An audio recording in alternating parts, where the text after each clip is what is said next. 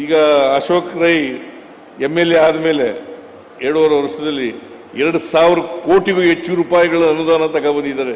ಎಲ್ಲಿಂದ ತರಕಾಯ್ತಿತ್ತು? ತರಕಾಯ್ತಿತ್ತ? ಟೀಕೆ ಮಾಡೋರು ಸುಮ್ಮನೆ ಟೀಕೆ ಮಾಡೋದು. ಯಾಕಂತಂದ್ರೆ ಜಾತಿ ಹೆಸರಿನಲ್ಲಿ, ಧರ್ಮದ ಹೆಸರಿನಲ್ಲಿ ಜಗಳ ಅಂಟಾಕೋದು ಇದೆಯಲ್ಲ, ನಿಮ್ಮ ಜಿಲ್ಲೆ ನಂಬರ್ 1 ಇತ್ತು. ಈಗ ಅದಕ್ಕೆಲ್ಲ ಕಡಿವಾಣ ಹಾಕಿದೀವಿ ನಾವು. ಹೌದಾ ಅಲ್ಲ? ಮೊದಲು ಏನ್ ಈ ಹುಷಾರಾಗಿರ್ಬೇಕು ನೀವು. ನಾನು ಜನರಲ್ಲಿ ಏನಪ್ಪ ಹೇಳ್ತಾ ಇದ್ದೀನಿ ಅಂತಂದ್ರೆ, ಈ ಯಾರು ಎತ್ಕಡ್ತಾರಲ್ಲ ಅವ್ರ ಮಕ್ಕಳ್ಯಾರು ಕೂಡ ಬರಲ್ಲ.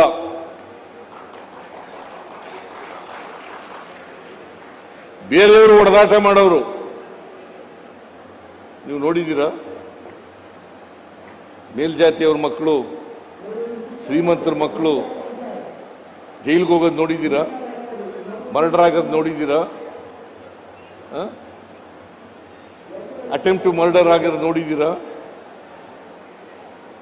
ಎಲ್ಲ ಯಾರು ಅಂತಂದ್ರೆ ಅಮಾಯಕ ಜನರು ಪಾಪ. ಅದಕ್ಕೆ ಕಡಿವಾಣ ಹಾಕ್ಲಿಕ್ಕೋಸ್ಕರವಾಗಿ ನಾನು ಈ ಸಾರಿ ತೀರ್ಮಾನ ಮಾಡಿದೆ, ಯಾರ ಮಾತು ಕೇಳಲಿಲ್ಲ.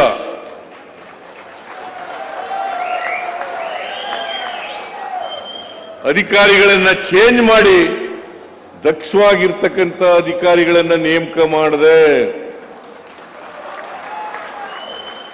Police commissioner, SP Dakshina Kannada ಜಿಲ್ಲೆಯಲ್ಲಿ ಈಗ ಸುಧಾರಣೆ ಆಗಿದೆಯಾ ಇಲ್ಲ? ಸುಧಾರಣೆ ಆಗಿದೆಯಾ ಇಲ್ಲ? ನೋಡಿ, ಇಬ್ರು ದಕ್ಷ ಅಧಿಕಾರಿಗಳಿದ್ರೆ ಅದು ಪೊಲೀಸ್ ಅಧಿಕಾರಿಗಳು ಹೇಗೆ ಬದಲಾವಣೆ ಮಾಡಲಿಕ್ಕೆ ಸಾಧ್ಯ ಆಗ್ತದೆ ಅಂತಕ್ಕಂಥದನ್ನ ಅರ್ಥ ಮಾಡ್ಕೋಬೇಕಾಗ್ತದೆ.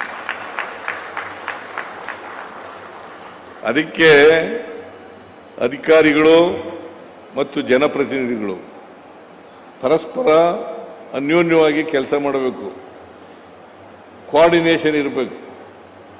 ನಾವು ಅಮಾಯಕ ಮಕ್ಕಳನ್ನ ಸಾಯಿಸ್ತಕ್ಕಂಥ ಕೆಲಸ ಮಾಡಕ್ಕೆ ಹೋಗಬಾರದು.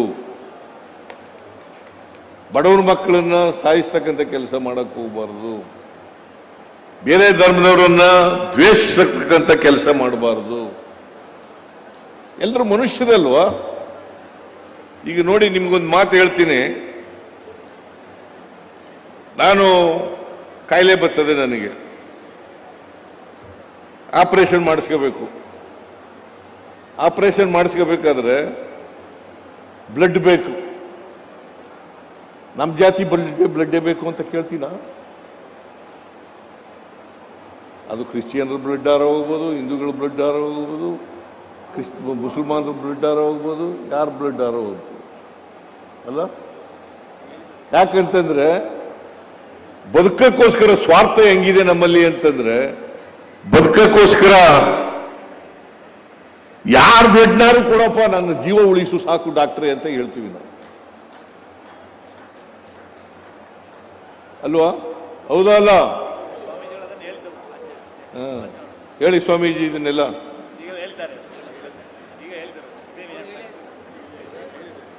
ಹೇಳಿ ಇದನ್ನ. ನೋಡಿ,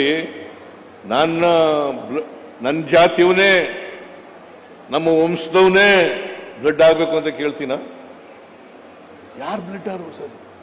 ಪ್ರಾಣ ಉಳ್ಕೊಂಡ ಮೇಲೆ ಆಮೇಲೆ ನೀನು ಕ್ರಿಶ್ಚಿಯನ್ನು, ನೀನು ಹಿಂದೂ, ನೀನು ಮುಸಲ್ಮಾನ್ ಅಂತ ಹೇಳೋದು ಇದೆಯಲ್ಲ, ಇದು ಅಮಾನವೀಯವಾದಂಥ ಕೆಲಸ ಅಲ್ವಾ? ಅಮಾನವೀಯವಾದಂಥ. ಅದಕ್ಕೆ ಪ್ರತಿಯೊಬ್ಬ ವ್ಯಕ್ತಿನೂ ಕೂಡ ಮನುಷ್ಯರಾಗ್ಲಿಕ್ಕೆ ಪ್ರಯತ್ನ ಮಾಡಬೇಕು. ಬಹಳ ಜನ ಅನುಮಾನ ಇದೆ. ಮೆಡಿಕಲ್ ಕಾಲೇಜು ಈಗ ಅಶೋಕ್ ರೈ ಇದನ್ನೆಲ್ಲ ಕಳೆದ ವರ್ಷನೇ ಹಿಡಿದು ಬಿಟ್ಟಿದ್ದ. ನನಗೆ ಇದೊಂದೇ, ನಾನು ಮೆಡಿಕಲ್ ಕಾಲೇಜ್ ಕೊಡ್ತೀನಿ ಅಂತ ಹೇಳ್ಬಿಟ್ಟಿದ್ದೀನಿ. ಮೆಡಿಕಲ್ ಕಾಲೇಜನ್ನು ಪ್ರಾರಂಭ ಮಾಡ್ತೀನಿ ಅಂತ ಹೇಳಿ. ಆಮೇಲೆ ನಾನು ಹೇಳಿದೆ, ಮುಂದಿನ ವರ್ಷ ಬಜೆಟ್ನಲ್ಲಿ ಘೋಷಣೆ ಮಾಡೋಣಪ್ಪ, ಈ ವರ್ಷ ಬೇಡ ಅಂತ ಹೇಳಿದೆ. ಆಮೇಲೆ ಈ ವರ್ಷ ಮತ್ತೆ ಬಜೆಟ್ಗಿಂತ ಮುಂಚಿತವಾಗಿ ಬಂದ. ನಾನು ಹೇಳಿದೆ ಈ ಸಾರಿ ಮಾಡೇ ಮಾಡ್ತೀನಪ್ಪ ಅಂತ ಹೇಳಿದೆ. ಅದು ಹೇಳಿದ ಮೇಲೆ ಬಜೆಟ್ನಲ್ಲಿ ಘೋಷಣೆ ಮಾಡಿ ದಕ್ಷಿಣ ಕನ್ನಡ ಜಿಲ್ಲೆಯ ಮೆಡಿಕಲ್ ಕಾಲೇಜು ಪುತ್ತೂರಿನಲ್ಲಿ ಪ್ರಾರಂಭ ಆಗ್ತದೆ.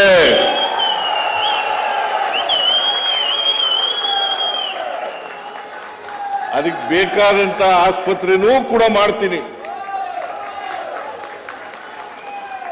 ಯಾರಿಗೂ ಅನುಮಾನ ಬೇಡ.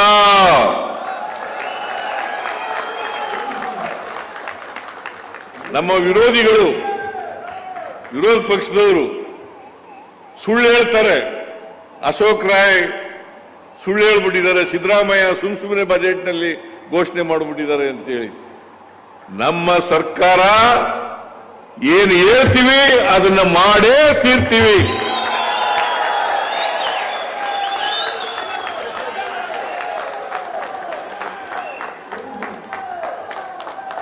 ಏನ್ ಹೇಳ್ತೀವಿ ಅದನ್ನ ಮಾಡೇ ತೀರ್ತೀವಿ.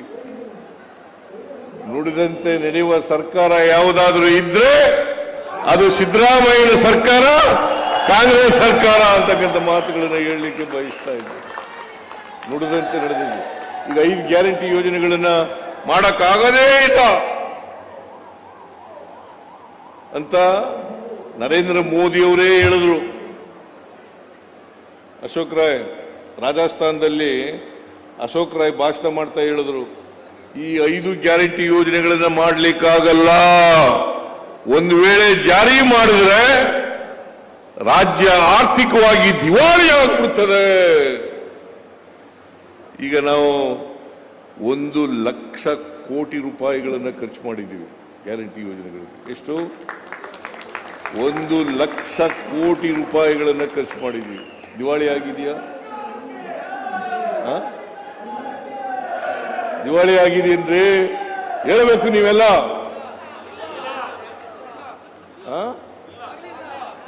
ದಿವಾಳಿ ಆಗಿಲ್ಲ, ಆಗದೂ ಇಲ್ಲ, ಆಗದೂ ಇಲ್ಲ. ಗೊತ್ತಾಯ್ತಾ? ಈಗ ವಿರೋಧಿಗಳು, ನಮ್ಮ ವಿರೋಧಿಗಳಿದ್ದಾರಲ್ಲ,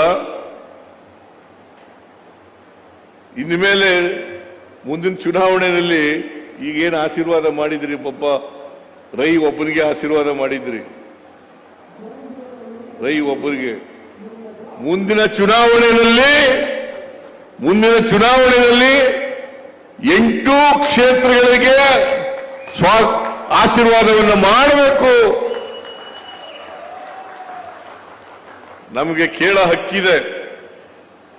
ಯಾಕಂದ್ರೆ ನುಡಿದಂತೆ ನಡೆದಿದ್ದೀವಿ, ಕೊಟ್ಟ ಮಾತಿನಂತೆ ನಡ್ಕೊಂಡಿದ್ದೀವಿ, ಜಾರಿ ಮಾಡಿದ್ದೀವಿ. ಈಗ ಅಶೋಕ್ ರಾಯ್ ಮೆಡಿಕಲ್ ಕಾಲೇಜ್ ಬೇಕು ಅಂತ ಕೇಳಿದ್ರು. ಅದಕ್ಕೆ ಎಷ್ಟೇ ಖರ್ಚಾಗಲಿ ಮಾಡೇ ತೀರ್ತೀನಿ.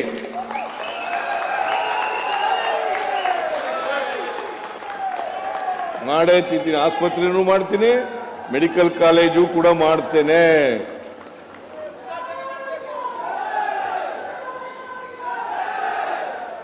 ನಮ್ಮ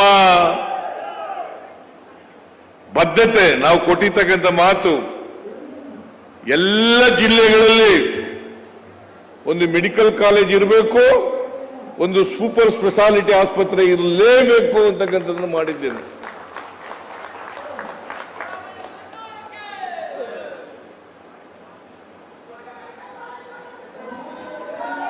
ಒಂದು ಮೆಡಿಕಲ್ ಕಾಲೇಜು, ಒಂದು ಸೂಪರ್ ಸ್ಪೆಷಾಲಿಟಿ ಆಸ್ಪತ್ರೆ ಇರಲೇಬೇಕು. ಇಲ್ಲಿವರೆಗೆ 22 ಜಿಲ್ಲೆಗಳಲ್ಲಿ ಮೆಡಿಕಲ್ ಕಾಲೇಜುಗಳು, ಆಸ್ಪತ್ರೆಗಳನ್ನ ಮಾಡಿದ್ದೇವೆ. ಇಲ್ಲಿವರೆಗೆ ನಾನು ಮುಖ್ಯಮಂತ್ರಿಯಾಗಿರುವಾಗ ಯಾವುದೇ ಕಾರಣಕ್ಕೆ ಬಡವರ ಕೆಲಸ ನಿಲ್ಲಿಸಲ್ಲ.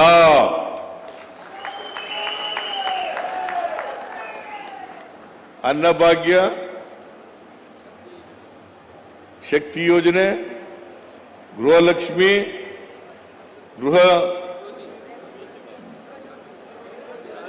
ಗೃಹ ಜ್ಯೋತಿ, ಆಮೇಲೆ ಯುವ ನಿಧಿ ನಿಲ್ಲಿಸ್ತೀವ. 1 ಲಕ್ಷ ಕೋಟಿ ರೂಪಾಯಿಗಳನ್ನ 2.5 ವರ್ಷದಲ್ಲಿ ಖರ್ಚು ಮಾಡಿದ್ದೀವಿ.